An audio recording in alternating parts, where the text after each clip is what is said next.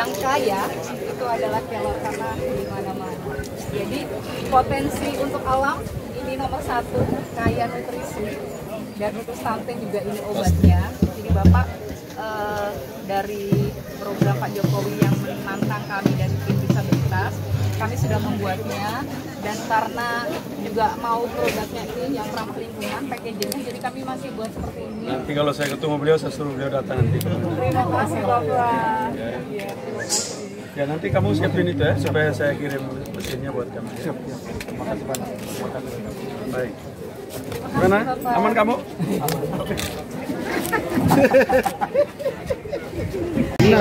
Oke, kakak sini.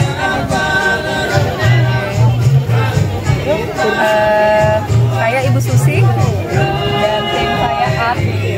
Kami dari Yayasan Anak Cucu Sejahtera. Jadi ceritanya ini, kalau produk yang ada di sini ada teh daun kelor, itu produksi dari Maumere. Kemudian ada produk lainnya yaitu tenun ikat pewarna alam. Ya, nanti yang tenun ikat pewarna alam, yang punya cerita. Dia anak muda yang luar biasa, karena kalau kita bicara soal tenun ikat, saya berpikir sustainability-nya ya, keberlanjutannya harus ada regenerasi.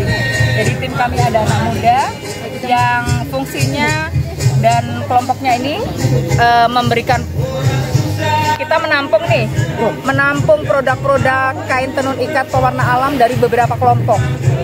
Kemudian selama pandemi ini memang kesulitan kita untuk menjual karena orang tidak bisa datang langsung pada kita juga belum boleh kunjung-kunjung pada waktu itu kan. Jadi waktu itu kita terbantu dengan membuat virtual marketing, dibuatkan video. Untuk jangka panjang pastinya kita ini holistik ya, dari pembuatnya, dari bahannya, kemudian bagaimana marketingnya, bagaimana fungsinya gitu. Jadi mungkin nanti An bisa menjelaskan. Kalau untuk teh daun kelornya ini kami menindaklanjutin kunjungan Bapak Presiden Jokowi di tahun 2015 di Kupang. Jadi waktu itu kami ada baksos di Kupang. Saya mendampingi teman-teman disabilitas dari Kupang. Kemudian waktu itu ada program penanaman pohon kelor. Nah, Pak Jokowi memberi tantangan pada kami, siapa yang bisa menanam daun kelor, pohon kelor banyak dan membuat produk, nanti mau dikunjungin. Nah, peluang ini kami sampaikan kepada teman-teman disabilitas yang ada di Maumere. Ada satu petani yang punya lahan 2 hektar. Kemudian kami informasikan tentang informasi dari Pak Presiden. Kemudian mereka setuju mulai menanam.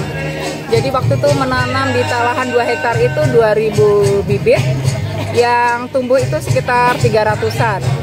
Kemudian dari daun-daun itu yang sudah ditanam dibawa ke tempat kami.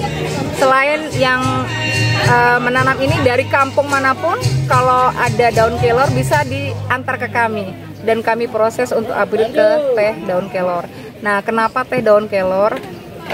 Teh kelor ini sendiri dia punya manfaat kesehatannya itu banyak karena nutrisinya sangat tinggi. Jadi teh kelor ini dia mengandung vitamin A, buah jeruk. Vitamin A-nya 4 kali lebih dari wortel. Iya, jadi nutrisinya sangat tinggi sekali. Kemudian untuk zat besinya itu 32 kali lebih dari sayuran-sayuran hijau. Jadi di teh kelor ini terkandung nutrisi yang sangat tinggi. Jadi ini sangat baik untuk kesehatan kita, untuk untuk kanker ya, kemudian juga untuk kolesterol. Tapi untuk orang NTT, kalau kita bilang dengan stunting tadi, mungkin kita juga bisa siasati dengan mengkonsumsi kelor ini karena nutrisinya yang sangat tinggi. Jadi ini tumbuh mudah di mana-mana, khususnya di Kabupaten Sika. Jadi ini potensi selain untuk meningkatkan nutrisi tadi untuk kesehatan masyarakat kabupaten kita, ini juga bisa jadi produk unggulan karena mudah ditanam. Iya. Nah, kenapa pakai seneng-seneng begini? Di kampung-kampung banyak mama-mama, ibu-ibu yang membuat seperti ini. Jadi ini juga pemberdayaan untuk ibu-ibu bagaimana berkolaborasi ada tehnya, ada kemasannya, dan ini ramah lingkungan. Jadi kita mau, kalau tadi Pak Gubernur bilang salam sehat dengan mengkonsumsi teh kelor dari Kabupaten Sika. Ya.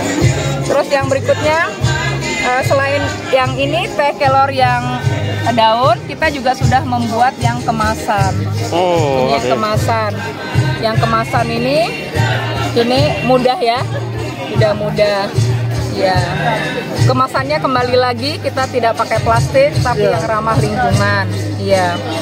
Selain itu, kami juga menjadi jembatan dari orang-orang di desa yang punya produk apa saja.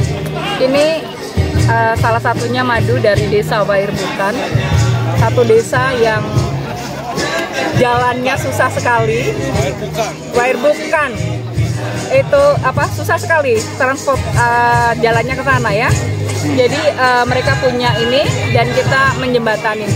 Dan syukur puji Tuhan selama kita jadi jembatan ini laris manis karena ini juga sehat ya. Terus kita sudah membuat kemasannya juga yang kelor ini. Apa namanya itu? Ini kemasan daun kelor yang ini. Jadi kan kalau orang beli ada yang suka dengan kemasan senengnya, ada yang suka pakai ini ya. Kemudian untuk saringannya sendiri ini juga kita pakai saringan alam ya dari daun lontar. Ini juga kita ada fungsi pemberdayaan untuk mama-mama di kampung yang membuat ini dan ramah lingkungan.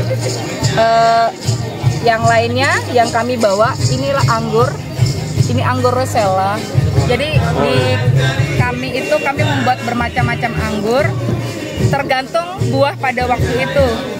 Jadi ini anggur Rosella, ada anggur mangga, anggur pisang, anggur nanas, anggur jambu mente. Nah selama ini jambu mente itu di sini dibuang-buang, hanya dipakai mentenya kan. Pada waktu itu dibuat anggur itu sangat enak sekali. Nah ini salah satu contohnya. Nah kebetulan di tempat kami juga ada penginapan homestay. Tamu-tamu biasanya itu orang asing dan mereka suka sekali dengan wine-nya. Jadi di tempat kami tidak hanya kita menerima tamu, kalau mereka mau ikut kursus cara membuat anggur juga bisa. Kami juga ada aktivitas di homestay itu pembuatan minyak VCO, kemudian membuat kopi, kemudian yang lainnya itu adalah dengan tenun ikat. Kakaan, mari ceritakan. Ini Bu, ini apa yang ini punya sebelah. Ini punya sebelah. Kakaan mungkin bisa cerita tentang tenun ikatnya. Agak keras Kak. Ya. Ini dari indigo, dari daun nila. Nah, ini yang proses pertamanya. Ya, warnanya tidak terlalu terang. Kalau diproses berulang-ulang nanti hasil warnanya dia lebih tajam. Seperti ini. Jadi ini dari kunyit sama mangga. bahan pewarnanya? Iya, dia menghasilkan warna kuning. Nah ini dari ampas mengkudu, akar ampas mengkudu. Dia menghasilkan warna ini. Nah ini dari daun-daunan, daun katu yang kita tumbuk bersama kunyit sedikit, dia menghasilkan warna hijau. Nah ini dari kulit batang reo, kakak, dia warna coklat. Jadi nanti hasilnya seperti itu. Pewarnanya beda-beda? Ya. Oke. Ikat tenun dengan bahan alam ini memang dia lebih khusus ya Kak ya, lebih khusus daripada yang pewarna kimia. Jadi ada pencinta-pencinta yang pewarna alam, tapi yang pewarna alam ini memang ramah lingkungan karena cairan dari pewarna ini kalau dibuang di tanah dia masih aman. Tapi bagaimana di kelompok kami ini berharap kami dapat tantangan dari Pak Jokowi yang baik tentang tanaman yang hebat, tanaman yang kandungan nutrisinya sangat tinggi, yang bagus untuk kesehatan. Dan dari tantangan di 2015 itu ada teman yang sudah menanam, kemudian kami juga sempat membuat tehnya dan kami sempat mengirimkan ke Bapak Jokowi lewat Pampresnya di tempat ini juga di Siwo. Jadi kami berharap Bapak Presiden sudah menerima dan bisa memberi respon tentang hasil yang sudah kami kirimkan. Oh, itu dikirim itu pas kunjungan Ibu Iya, waktu itu kan kami dikirim. Ibu Wakil Presiden. Ibu Wakil Presiden. Waktu itu kan seharusnya kan Ibu Jokowi, kemudian besannya itu meninggal. Jadi Ibu Jokowi tidak bisa hadir. Yang hadir pada waktu itu Ibu Yusuf Kala. Wawancaranya di sini. Dan kami ada kirim tenun ikat juga. Kami kirim 1 tenun ikat buat Pak Presiden dan teh kelor. Kami